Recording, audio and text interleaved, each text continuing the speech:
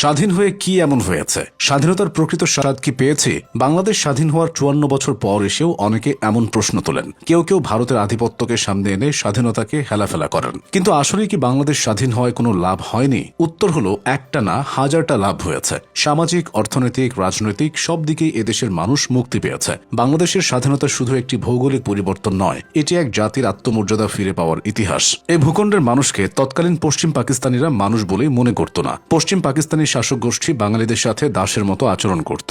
নৈতিকতা বিবর্জিত মালিকরা চাকরদের সাথে যেমন করে, তারা বাঙালিদের সাথে সেরকম করত। ১৯৪৭ থেকে ৭১ পর্যন্ত ২৪ বছরের সব ক্ষেত্রেই এমনটা হয়েছিল। বাঙালিরা তখন শোষণের যাতা করে চাপা পড়েছিল। এখন এদেশের মানুষের আত্মমর্যাদা ও আলাদা পরিচয় সৃষ্টি হয়েছে। স্বাধীনতা লাভ করায় এদেশের মানুষ তাদের রাজনৈতিক অধিকার ফিরে পেয়েছে। পাকিস্তান আমলে পূর্ব পাকিস্তানের ভোটারদের কোনো মূল্য ছিল না। ১৯৭০ সালের নির্বাচনে আওয়ামী লীগ সংখ্যাগরিষ্ঠতা পেলেও পশ্চিম পাকিস্তানি শাসক গোষ্ঠী ক্ষমতা দিতে অস্বীকার করেছিল। বর্তমান বাংলাদেশের রাজনৈতিক অস্থিতিশীলতা থাকলেও কাউকে ক্ষমতায় উঠানো ও নামানোর অধিকার আছে জনগণের হাতে। রাজনৈতিক অধিকার, গণতন্ত্র, মত প্রকাশ সবকিছু এখন দেশের ভেতরেই নির্ধারিত হয়। বিদেশি শাসকের মুখাপেক্ষী হয়ে থাকতে হয় না। দেশ স্বাধীন হওয়ায় এখানকার মানুষেরা নিজের ভাষা ও সাংস্কৃতিক অধিকারও ফিরে পেয়েছে। পাকিস্তান আমলে বাঙালির মাতৃভাষা বাংলাকে রাষ্ট্রভাষা হিসেবে স্বীকৃতি না দিয়ে উর্দুকে চাপিয়ে দেওয়ার চেষ্টা করা হয়েছিল। ভাষা আন্দোলনে ছাত্রদের উপর চালানো হয়েছিল।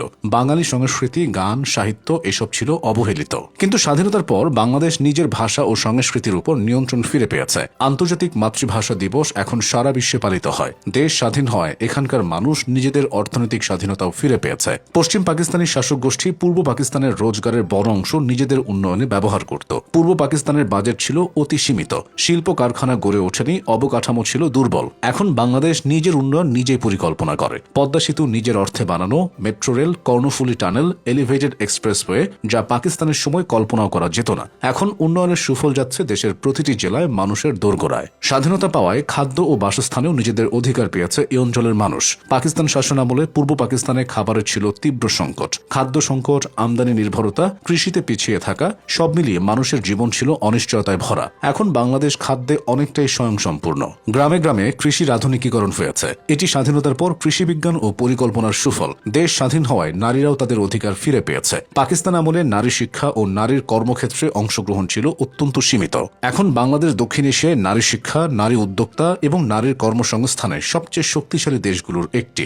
গার্মেন্টস শিল্প থেকে শুরু করে সেনাবাহিনী, নারীরা আজ সর্বত্র। এটি স্বাধীন দেশের সামাজিক পরিবর্তনের বড় উদাহরণ। স্বাধীন হওয়ায় শিল্প, কর্মসংস্থান ও রফতানি আয়েও বাংলাদেশ অনেক লাভবান হয়েছে। পাকিস্তান আমলে পূর্ব পাকিস্তানে বড় কোনো শিল্প গড়ে ওঠেনি, কর্মসংস্থান ছিল সীমিত। এখন বাংলাদেশ বিশ্বের দ্বিতীয় বৃহত্তম তৈরি পোশাক রফতানিকারক দেশ। আইসিটি, ওষুধ, চামড়া, কৃষিপণ্য সব খাতে শিল্প সম্প্রসারিত হয়েছে। লাখ লাখ মানুষের কর্মসংস্থান হয়েছে। পাকিস্তান আমলে এখানকার বেশিরভাগ অঞ্চলে রাস্তাঘাট, যোগাযোগ ব্যবস্থা, বিদ্যুৎ কিছুই ছিল না। এখন বাংলাদেশের প্রায় সব গ্রামে বিদ্যুৎ পৌঁছেছে, পাকা রাস্তা হয়েছে, বিদ্যালয়, হাসপাতাল বৃদ্ধি পেয়েছে। এটিও স্বাধীন দেশ হিসেবে অনেক বড় অগ্রগতি। সবচেয়ে বড় লাভ হলো মানসিক স্বাধীনতা। আমরা আর কারো উপনিবেশ নই, কোনো শাসকের আদেশে চলি না। নিজের মতো করে দেশ পরিচালনা করে, উন্নয়ন করি, ভুলও করে, কিন্তু তা আমাদের নিজের সিদ্ধান্তে। এর থেকে বড় লাভ আর কি আছে?